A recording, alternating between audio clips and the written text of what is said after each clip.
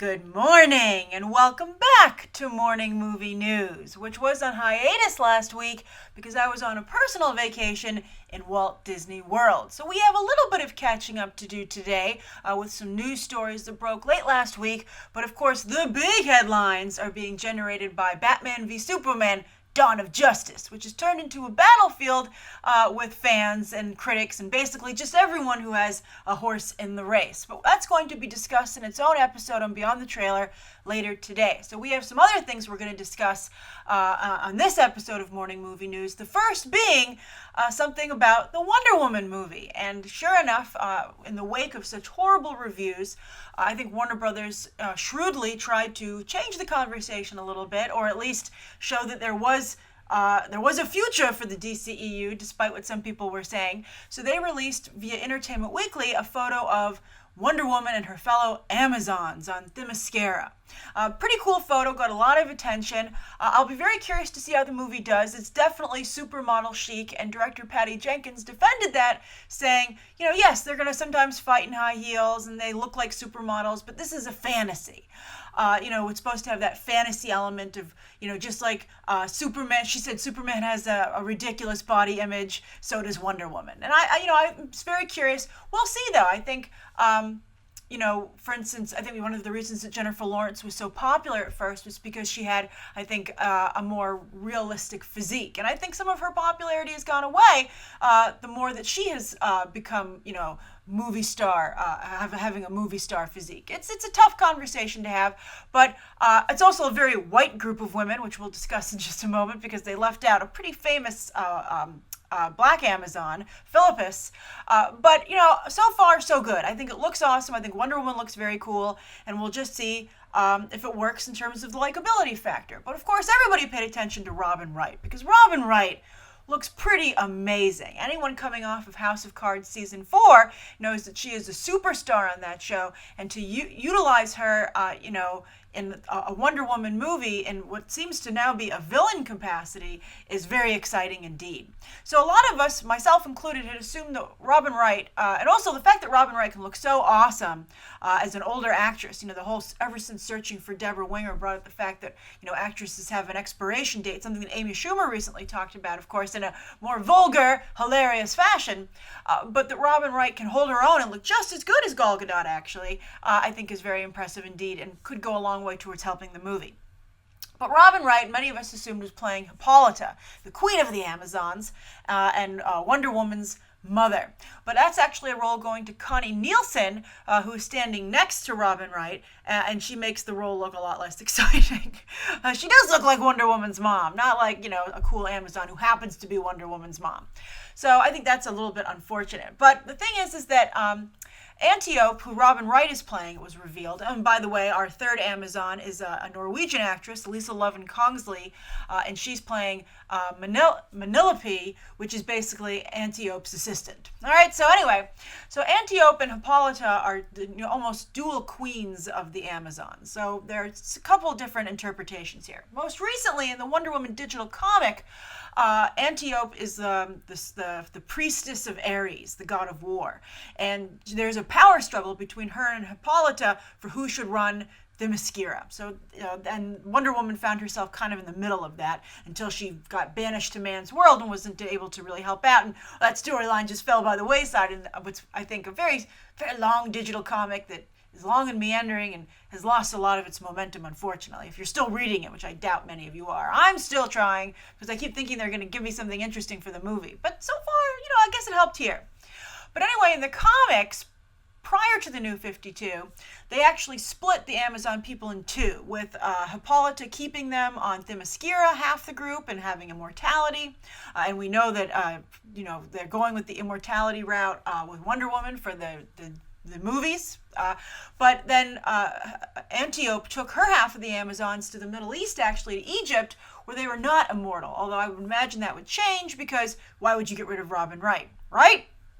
So you have a situation where all of these women raised Wonder Woman and forged her into the warrior that she is as Wonder Woman, and then there's a falling out between two of them, Antiope and Hippolyta, and then I guess the whole thing is Wonder Woman's caught in the middle. Who does she side with? So I think that's kind of seems to be the direction they might be heading in. Maybe Antiope has something to do with World War I. Who knows? I think that seems like a lot of story for one movie, right? I mean, is this a story about the Themyscira, or is it a story about Wonder Woman coming to the man's world, for lack of a better word, and having to deal with World War I? Because I can tell you from the comic, the digital comic, you can't really do both, at least not simultaneously, because they aren't.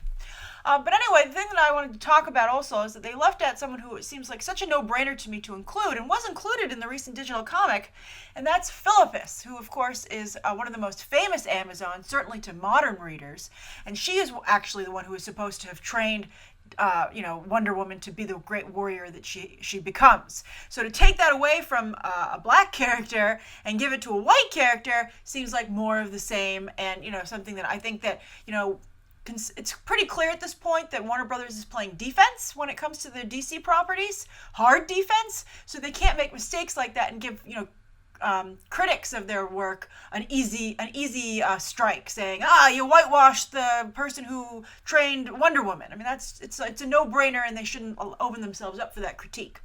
I also would have liked to have seen Artemis here. Artemis, of course, being another famous Amazon for a while, who was like a best friend of Diana's. Someone who, and also someone very aggressive, like that best friend who always gets in trouble, but you still like them. So I would have liked to have seen, also, not just Wonder Woman and her moms, but Wonder Woman and, like the sister element as well. So I think this looks good.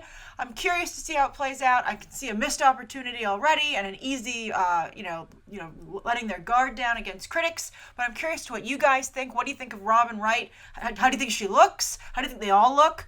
What do you think of Robin Wright playing what seems to be almost like a villain? Do you think Wonder Woman can handle both stories at the same time, the movie? And then what do you think of not including Philippus or Artemis? All right, so that's the first story of the day. Now, the second story of the day is Kingsman 2, which is starting to also come into focus, with quite a bit of information from Matthew Vaughn over in the UK publication Empire Magazine. So he revealed a title and some information about the movie. So it's called Kingsman, The Golden Circle, although I would be like, that sounds a lot like The Golden Compass, and we don't want to set anything like The Golden Compass because nobody saw that movie. I still remember that movie to this day because I had to go take a bathroom break, and I was like, I don't care if I miss some of this movie. It's horrible. But as I walked out of the theater, I looked back, and it was like you could see, it was a bright moment in the movie, so you could see everybody in the theater, and like everyone was asleep. I was like, that's hilarious. The entire theater is asleep. So that just shows you what kind of movie The Golden Compass was. So I would not want to, call that to mind for anyone whatsoever, or even take the chance that would. So anyway, it's called Kingsman, The Golden Circle, and the Kingsman headquarters is bombed, which means Eggsy and Mark Strong's Merlin have to head to the United States of America. And I think this is very funny that this is the second UK franchise which is trying to depict Americana after, of course, J.K. Rowling's Fantastic Beasts and Where to Find Them and her whole history of magic in North America, the thing that a kick that she's been on recently. It's just really funny to see the UK doing so much to depict Americana. I think that's absolutely hilarious. So now Kingsman will follow suit, and they gave some details about what we're going to find. So they have these two pictures. The first is of the Statesman headquarters. So you have Kingsman and Statesman as the two organizations. I think that's pretty clever. This one is in a hidden whiskey distillery. I guess that's the front, because you can see it says Statesman Whiskey. And it's going to be run by two people. One will be Halle Berry's Ginger, and the other will be Jack, a cowboy type. I would love to see John Hamm take on that role, but of course he is box office poison. And this already has two shots of it with Halle Berry and Julianne Moore, which I would be like, wow, you are really taking a huge leap of faith here, Matthew Vaughn. This is not the casting quite the level of Kingsman. But so Julianne Moore is also in the movie as the villain, Poppy, and the other photo is of Poppyland, her lair, which looks like half theme park, half Mayan ruins, or all theme park, mine ruins land.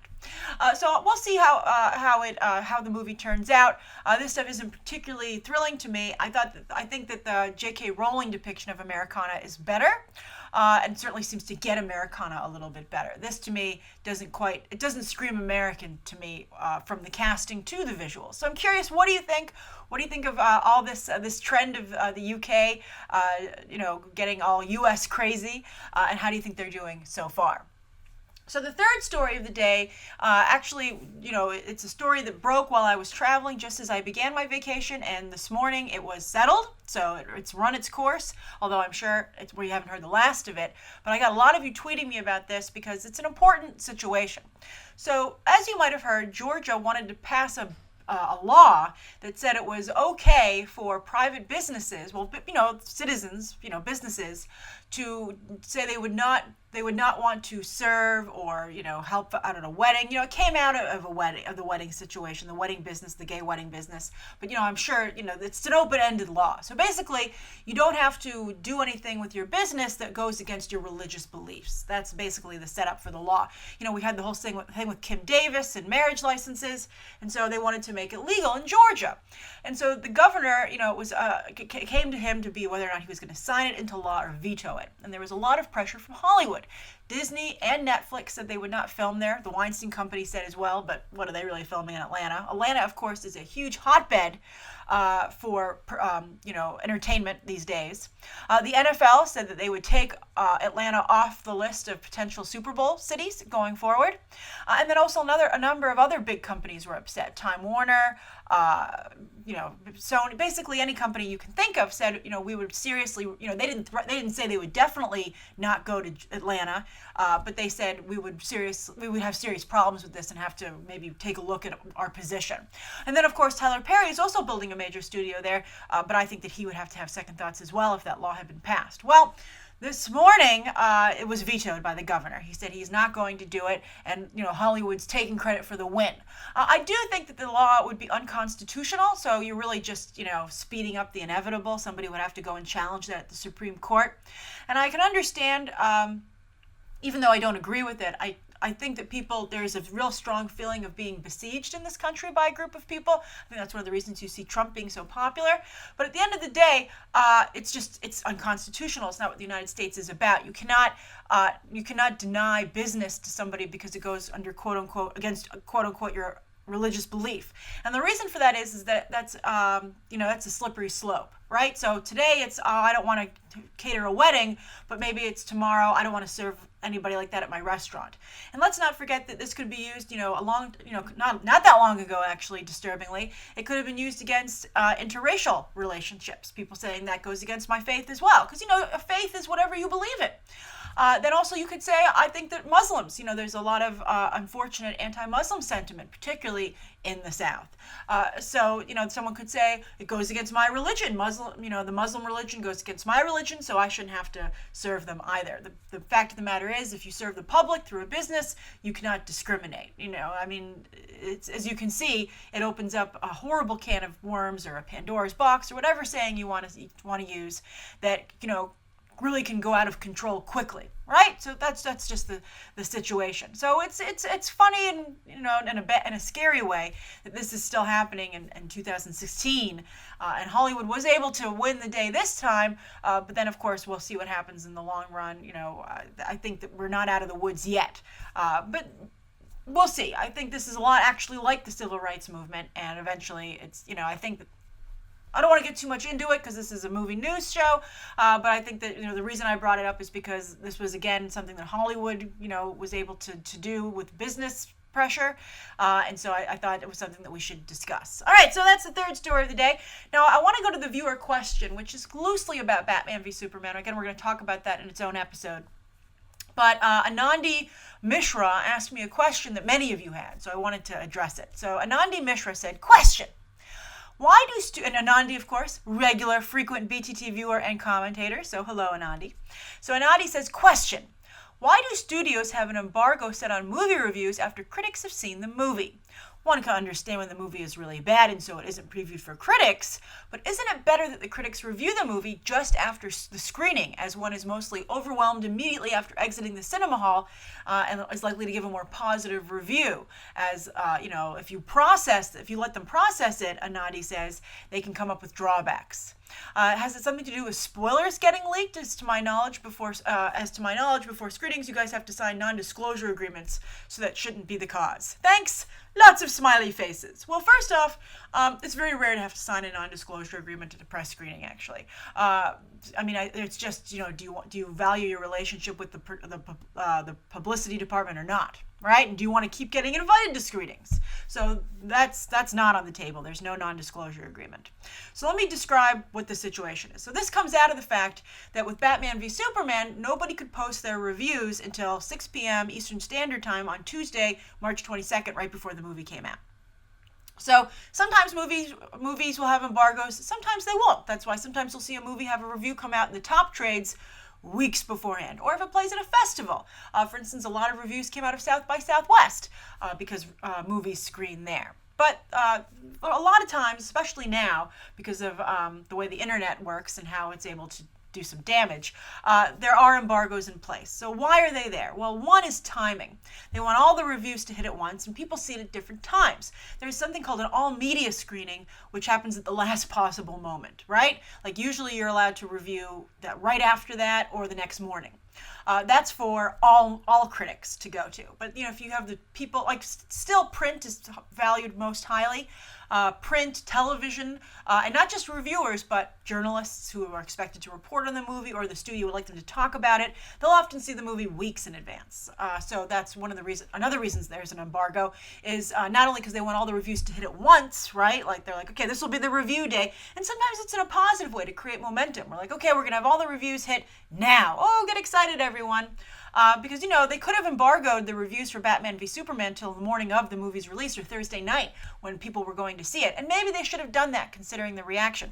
I would also tell you, Anadi, that sometimes people have an overwhelmingly negative reaction right after they've seen the movie. And if they think about it, maybe sometimes that makes them a little more open to what the movie was trying to do. So I think it cuts both ways, letting someone review the movie directly after they've seen it. But anyway, so they have embargoes often for timing, so the reviews all hit strategically when the publicity office would like them to, and then also for fairness. That's another reason, to make sure that everybody doesn't, the people who saw the movie weeks in advance don't get a head start in terms of getting word of mouth out there, right? So they want all the reviews to hit at once. That's another reason that there's an embargo. So that's why it's done. I think it makes sense. I think you want to have some control. I think you want to present like a unified front. And also you want to get the headlines. You want it to be something everyone's talking about. If the reviews just trickle out, no one's really going to pay attention to them. But if all the reviews hit at once, that meant like Tuesday, even Monday was pretty quiet because everyone was just waiting for the reviews to hit on Tuesday. So that created a lot of pent-up excitement, about what was going to happen. So it really is about creating an event feel and narrative. And although in retrospect, I do think they should have held the reviews to Thursday night, so they would have competed with audiences, and also maybe not colored how audiences felt about the movie for some people going in. Very fascinating situation. Again, we're going to discuss it on its own episode, but I just wanted to talk about embargoes here and why they exist. I think they're a good idea, especially for those of us in the all-media screenings. I think it's a good idea to do it that way. But sometimes, again, they don't have them. So it's really all about what the studio wants to do. And, it's basically a plan of attack and what their strategy is. All right, so thank you, Anadi. Thank you, everybody who was wondering about that. I hope that clarified things. Thank you so much for tuning in. Write your thoughts down below on today's top 3 stories and the viewer question. And, of course, anything you'd like to see covered tomorrow and any questions that you might have. Thanks for watching.